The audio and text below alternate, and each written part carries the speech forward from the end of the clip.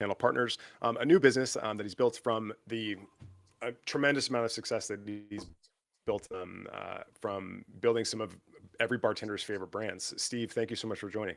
Thanks for having me. It's great to be here. Of course. So tell me about Deep Channel Partners. So, Deep Channel Partners is a consultancy and advisory business built for the beverage alcohol business. We work with brands and companies of all sizes, but primarily, I'd say, with somewhat mature startups, people who've been in business for a couple of years. Started the business with some folks I've worked with in the spirits industry for 15, 20 years. What we primarily work on is businesses that have a consumer vision, they have a brand, they sort of know where they want to get to with consumers, but don't really have a full grasp or understanding of commercial strategy, channels, and sub channels. Trying to help brands basically take vision towards execution. So we're helping them really understand how to navigate the three-tier system, how to prioritize markets, how to prioritize channels, how to find the sub channels where their consumers and occasions are, put together the tactics, put that into a plan, give them the plan, and then bring them together with the people who can help them execute it. But there's So but it's it's good. Go ahead. but you spent the last couple decades working with Southern Wine and Spirits, Pernod Ricard, most recently Campari, with tremendous success. Like one of the most effective trade advocacy programs in the world, in my opinion, with the Campari Academy, and Thank you. the brands are beloved and still beloved. So you're communicating mostly with the trade, not the consumers. Is that correct? That's correct. Yeah. Our goal here, most of the folks we talk to, listen, most of the business, trade marketing, trade advocacy, engagement, education, whether it's on premise, off premise, e-commerce, what have you, is a fairly new discipline, maybe 15, 20 years old in beverage alcohol. Brand marketing been around a lot longer. People, a vast majority of the people who start spirits brands really come from the brand marketing side of things. They're thinking primarily about consumers. They're thinking about who is going to drink this. Most of them do not have heavy backgrounds in how am I actually going to get it to the consumer that I want. They haven't either the experience, the knowledge, the connections, the network, whatever the case may be, of figuring out how am I going to get a distributor to sell this? How am I going to give the distributor good direction on where to sell it? How am I going to create a compelling argument for the right buyer in the trade to buy it? And then how am I going to design a program to get those people to advocate for me? So we've really, my partners and I, Josh and Carlin, have taken a lot of the lessons that we learned from building some of the brands you mentioned, some of the biggest trade brands, also some of the biggest consumer brands, and trying to impart the lessons that we've learned on how to bring brands to market really effectively and really efficiently, to our clients right now. So it's been interesting. Walk me through onboarding a client. Like, who's your ideal client, and how do you get them get the information that you need to serve them best? Sure. We're looking for someone who has ideally has a pretty fully formed idea about their brand. They're already in market. They've been in market maybe for a couple of years. I think some people had some success just when the market was frothy. It's gotten a bit more challenging, as everybody knows, in the last couple of years. And what they're looking for is one of two things. We're looking to expand. We have a few clients from outside the country who want to expand into the U.S. They need some understanding of the US market, how to prioritize states, channels, how to put a plan together, how to locate the right distributor partners, or people who are in the US. They had decent success. They raised money. They've been in a few states, and now as the market has tightened, sales have slowed, distributor focus has slowed, and they need a more robust commercial plan. So they're really going to need to learn how to focus on specific sub channels, get their tactics right, because again, money is scarce, mind share is scarce, consumption is becoming a bit more scarce, harder to come by. I was gonna Go I ahead. was gonna say how are your strategies adapting to the new consumer psychology? Like Yeah, 54, yeah. like they say that 54% of Americans drink. Like that's crazy. Yeah, it's, look, this is such a, quote unquote bloodbath for the alcohol industry. The numbers are still down, whatever it is, 3, 4, 5% total. for for beverage alcohol. So we're still drinking about 96% as much as we were during the boom times. So I think some of this is a bit overblown. What's hurting most of the companies, and most of the majors is is really over capacity. Um, just built too much, distilled too much, put too much on wood. Too many brands enter the marketplace. There's not enough shelf space. So I think it's just a question of building too much product, too much capacity, whether it's human or liquid or advertising or what have you. During the boom times, whether money was cheap, people were drinking a lot. There weren't a lot of other activities to work on, to enjoy. So just a lot of product and brands out there, and now it's just a bit of a reset. But this whole mythology that drinking has been cut by drastic percentages, I think is wildly overblown. There's a really good report from Burkhard Nessen at Rabobank, that sort of throws some throws some water on the whole sense that like Gen Z is not drinking. It's I still have a lot of confidence in the beverage alcohol space. If you were to build a brand for yourself with your own money, with your own skin in the game, what would you make? So it's funny because we have this conversation a little bit.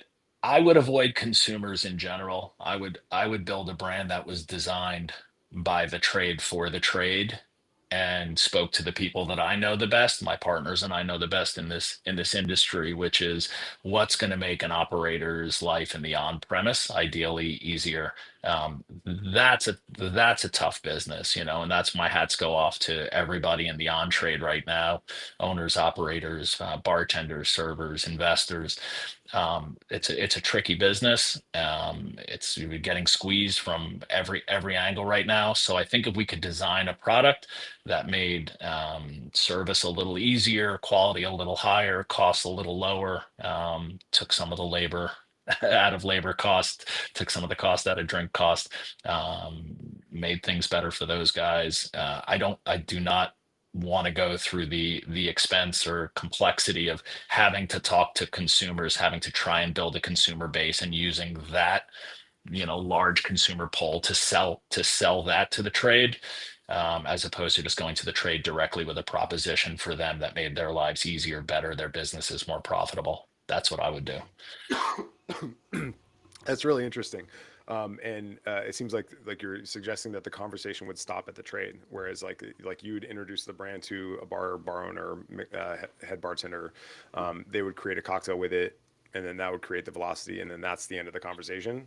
Or That's Yeah, for us, I think so. Like it's not would not necessarily be building about, it's a great question and obviously hypothetical, but I think just the massive cost of trying to cut through in this fragmented consumer environment, trying to create a brand that breaks through with consumers and being able to do that, in a financially efficient way.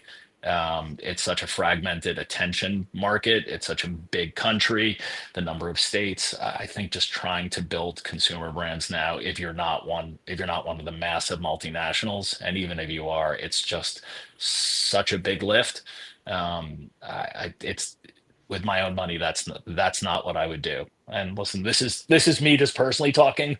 mm, I know the trade, I know the on-premise, I know, the challenges there, and that's where I build it. And if it worked for there, and then consumers, aficionados started to pick it up, then great. But that would not be the purpose. I would say this too, and this is also advice that we give to our clients, is if you are trying to build a brand now with the dream of one of the multinationals knocking on your door with a check, you're in trouble. That is, that is, again, hats off to our friends at Lalo, for pulling that off. Not that they're necessarily civilians who did this in their spare time. That's obviously a family with a great history, but that Lalo feat is pretty exceptional. The Casamigos dream, I think is just not going to happen for the next few years. The advice I give everybody is, try and build a sustainable, profitable business, that can stand on its own. And then if exiting, one day to a big check is your dream,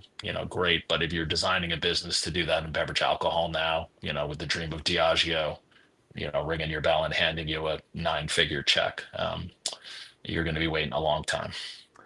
All right, so let's say that you're a bootstrap brand and you have some money left over after you have your modest case sales and after you've retained deep channel partners, of course.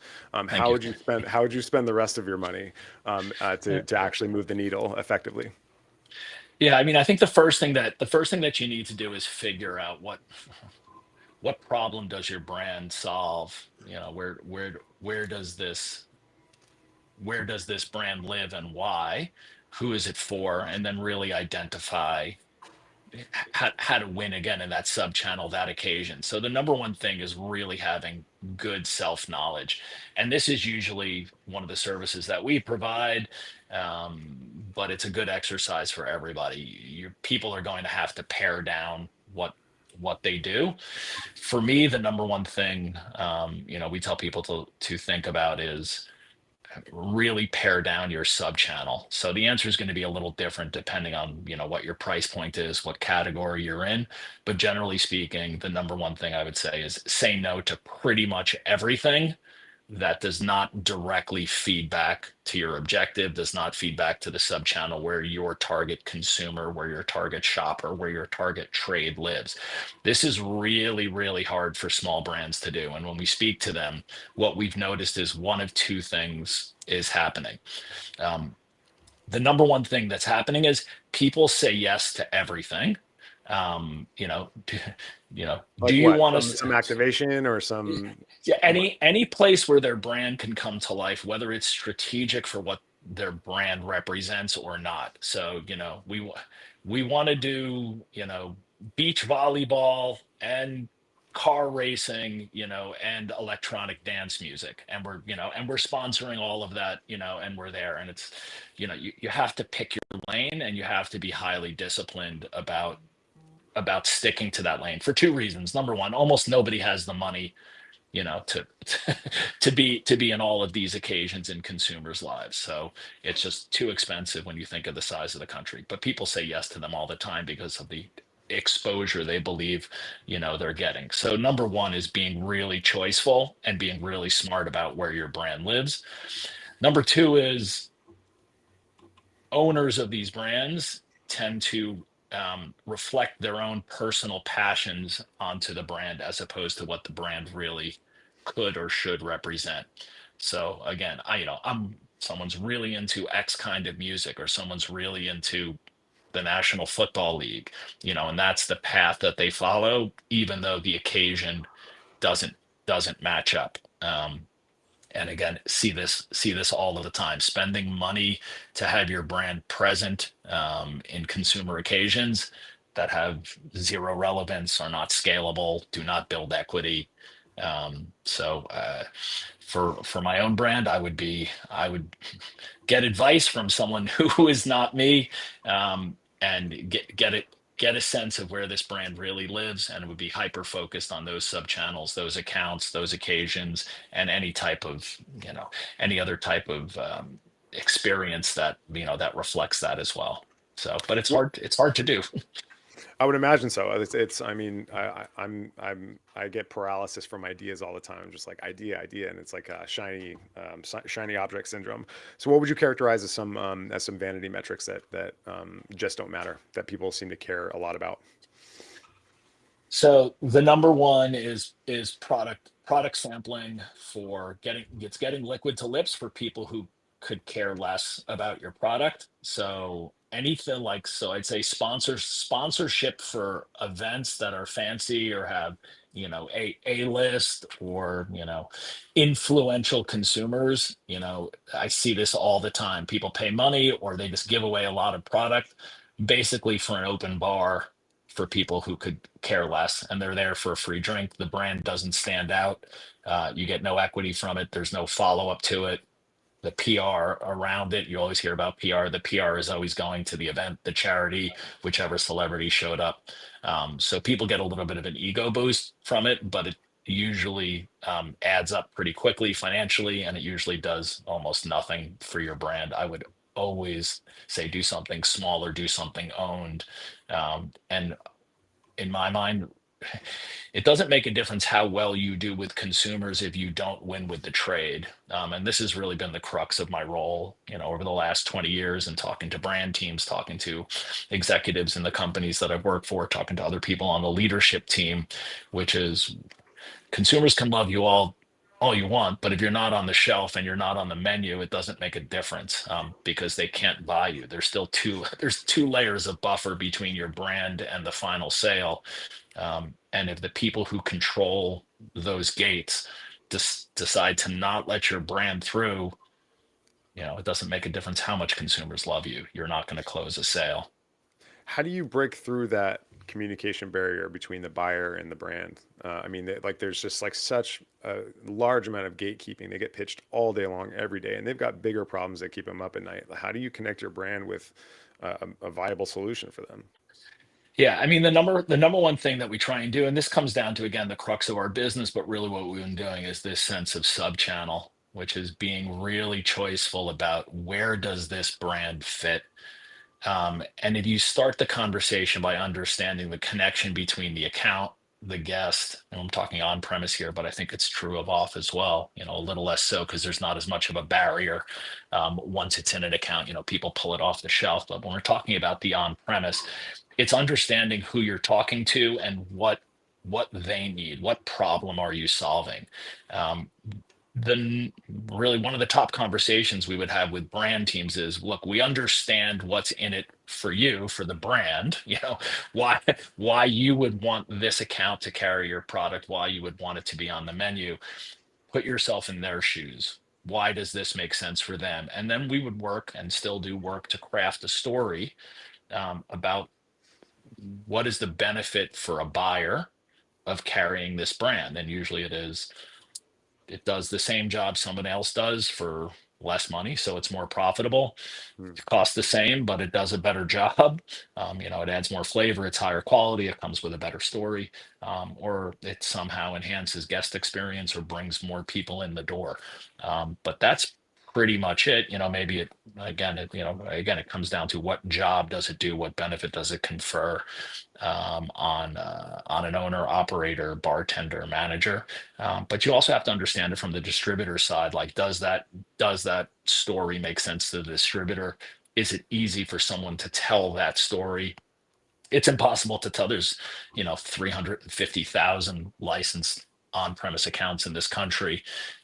You're going to have to rely on that, on that second tier to tell your story effectively. So it's got to be simple, it's got to make sense, but you also have to be able to point your distributor partner towards the exact right accounts. If Hmm. you tell them to sell it everywhere, most of the time, the reason to believe is not going to resonate with that buyer. The distributor is going to get frustrated and they're going to move on to the other of the 10,000 products that they're required to sell. So saying, here's the story and here's the only kind of account I want you talking to, and here's the tools and resources I'm going to give you to tell that story and support it once they say yes. Um, The Halo account strategy, where it's like these are the top 50 bars in New York. Let's say it's New York, and every day in and day out, like half of Dead Rabbit's bar is full of bar reps who yeah. are brand reps who want to get in there to get it in a quarter of an ounce in one of their 69 cocktails. Yeah, and listen, that has a look, that has a benefit as well. Look, but it depends what your product is and like what your goal is. What I would say is what's the best account for you. And don't get me wrong, I love the Dead Rabbit, but I agree with you. It Dead Rabbit is one of the best accounts in the world, but probably for 95% of the brands, it's not a good account for the brand. So Well, what is the value of saying that we're in a cocktail at Dead Rabbit? I mean, aside, like, is there a halo effect? Is there a of prestige? course, of course there is, if the Dead Rabbit is an account that other accounts want to emulate. So there's a few halo effects. Number one is, especially if you're a small brand or you're a very commercial brand, so sometimes it's, yeah, we don't want to carry that brand because it's a mass multi-million case brand. If you're able to say, well, the top 50 bars in the world, 35 of them carry it. It's about overcoming objections. So that's part of it. Number two is people from all over the world come to those bars and they see what's on the menu and what's on the back bar. It's what we just call an implied endorsement. So, hey, of the 10,000 brands that these guys could carry, they chose this brand. Maybe I should consider it for my bar. There's PR value, obviously, there's entertainment value. So I do think for certain brands there's a real value. And again, I've worked for some pretty good ones, and getting into the the right influential bars is certainly key to what we do. But for the most part, that's not what's going to really drive your business. But it can be exceedingly valuable if you have a brand that makes sense. The other thing too is a lot of the guys who run those bars also consult for hotel groups, restaurant groups, airlines, duty free groups. And if they become comfortable with your brand and it becomes part of their repertoire, the next thing you start off in a small boutique mixology bar, and then the next thing you know, you're carried in carried in a large hotel chain, which is a nice thing. So that's another way that volume can be built. You mentioned duty free. I keep on hearing about duty free and how this is like a really important channel. Do you have any thoughts on that? Yeah, it depends on the brand, and it depends on the country. I don't do a ton. It tends to be a separate department, but duty free can be a really good spot for innovation.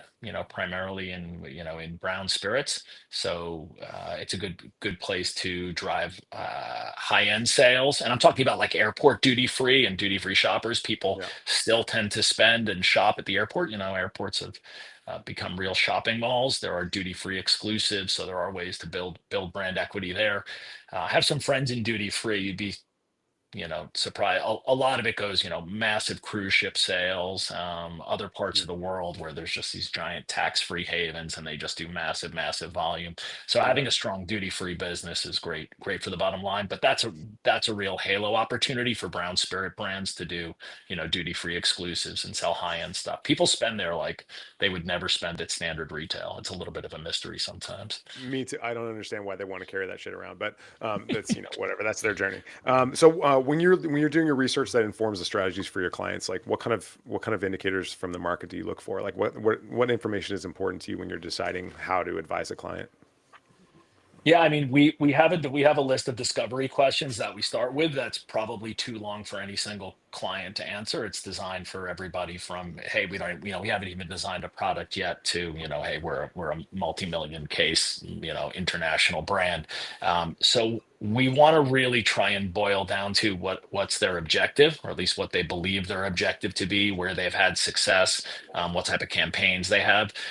For us, a lot of it is we try and listen first, but have been doing this long enough that we can get a pretty good sense of what a smart commercial strategy is, where this brand should be playing, and see if there's overlap between what they're doing or not. A lot of times, the strategy is really a refinement and a reduction, in what people are doing. They are usually going very, very wide and not deep enough, and we try and help them flip that. So it's pretty clear usually, based on the category that they're in, their pricing and their positioning, where they should live. And we've had this conversation with people, which, I'm sure, you've been doing this a long time too, where people say, well, we want to be, we really want to win the menu. We want to be in cocktails, but, we're a $75 bottle. And sometimes just that connection between we're $75 and we want to win the cocktail menu, it comes down to the explanation of that's not physically possible. There's no operator, in the world who can do that. But if you do want to do it, then we say, well, maybe some fine dining restaurants, maybe some luxury lodging, where someone is willing to pay $45 for a cocktail, you can get away with it. But if that's the case, let's focus a little bit on a plan so that you can have some on-premise places where your brand is in a drink, but then you're going to have to come up with a strategy to win in the off-premise, as well. So it's I, I'm it so, becomes apparent after a little bit. But go ahead. I'm still wrapping my mind around this. So you're saying, not F the consumer, like they hopefully they pick it up as being influenced from the trade. And are you saying that that a brand's social media should be directed towards trade as well, or should it be broad audience as well, broad audience? It it again, the answer almost always, just because it's such a diverse business, is it depends. But what I would say is start with your trade channel, which is if you're going to be sold in fine dining, then your social media should be reflecting that. If your social media is, hey, we're going to be, this is an everyday fun drink, and here's our cocktail strategy, and that's your social media strategy, but nobody can ever find it in those kinds of accounts, and nobody can ever find that drink because it doesn't make sense for an operator from a dollars and cents standpoint. Then you've just wasted your entire social media campaign. And Hmm. I'll talk about a brand I worked on for many years, which is Aperol. And Aperol is really different in Europe for the most part, at least historically, than it is in the US. In Europe, especially in Italy, it's just an everyday drink. It's something you get on the way home from work, and it's the same price point as a glass of house wine or beer, draft beer or something. It's 5 or 6 euros a drink. In the US, we wanted to position it, a lot more along the lines of champagne or rosé, a bit higher end, still fun with friends and all that. But the US campaign for where it would live was really putting the brand in more, I'd say, more premium accounts. And the social media campaign, as well as the account targeting, matched up, which is again quite a bit more premium. So people were looking for it when they went to, again, higher end restaurants, mixology accounts, private clubs, etc., and they could see it living, in the same place that the campaign was. So it matched up. It has to be consistent, it has to make sense, but number one is it has to make sense in the real world. It's a physical product that people need to buy in a highly competitive market. It has to live where your consumer should be looking for it. Hmm. You mentioned Aperol, a great example. I mean, it's a brand that you helped make a household name in the U.S. Um, I mean, can you take credit for that? I would give you I credit for that. I Um, definitely, well, I definitely cannot. I'm very, look. I've had the good fortune. I had this conversation the other day. Every once in a while in this business, the gods of beverage alcohol smile on you and give you a brand that works. Was really lucky to work on Jameson. Very early on in that brand's life cycle. I had some brief encounters with Stella Artois when it was, first launched here in the U.S. and took off, and obviously later in my career with Aperol. So I'd say you get gifted a good brand. The question is what you do with it. But look, was surrounded by a really good team. Always was. I've always been blessed to have, good partners, colleagues, great ambassadors, people working on my team, and I think I've just been had enough experience to try and, again, connect the right kinds of accounts, the right kinds of commercial plans and strategies with a brand. And but look, credit goes to a lot of those folks in Italy who figured out the drink strategy. And then I think we were just fortunate enough, and a lot of people, to be able to tailor that for the U.S. market. And make it what it was. So and you as much as I would go. scooped up a couple of those minds and took them with you to Deep Channel. Yeah, we did, and and I've said that in the past. It's, this is a great business, but going back to my first days in the business, I've always been really fortunate to just work with smart, dedicated people, who are great at this, and some of them just crazy enough. One of my partners, Carla Monroe, this is, I think, the fifth company we've worked at together, and Josh Davis and I. This is the third company together. But look, I was fortunate enough to have, Simon Ford on my team, and Jamie Gordon, and the late great Chris Patino, and again a whole host of other just really incredible folks throughout the years. So I'm good at picking people. I'm also, this is the other, just other piece of advice I give people. Don't just look your brand in the mirror. Look yourself in the mirror as you're starting a business or you're starting a role, and be real honest about what you're not good at, what you're willing and able to do, what you're not going to be passionate about, and select your, to the extent possible, it's, try and build a team around you that does those things, is excited to do those other things, and match yourself up. And I said, if I have one decent skill that's paid off over the years, it's knowing very clearly what I'm not good at and finding people not just who are good at it, but who love doing that kind of stuff. And, you can do some damage that way. Amazing. All right. Well, that's all I got for you. Thank you so much for jumping on. This has been Steve Chasen, managing partner of Deep Channel Partners. He's built some of the biggest brands in the world as far as the trade is concerned, and eventually the consumers caught on too. And How so, about that? so Steve, thank you so much for jumping on. I really appreciate your time. Thanks for having me. I appreciate it. No problem. Take care.